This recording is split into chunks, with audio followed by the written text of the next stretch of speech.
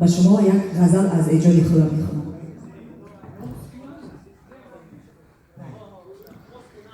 این چهره که در آینه پیدا نمی شود، نقش از او یقین که هویدا نمی شود.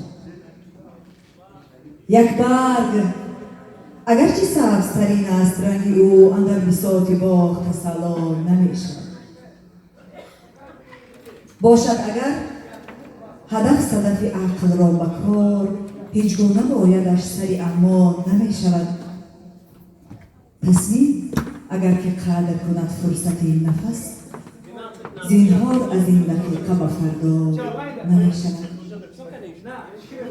در آب چون چراغ مصطفی و کف ایام، گوهر برای چشم و اما نمی شود. شاعر از فروتنی افتاده برا دیگر سری غریب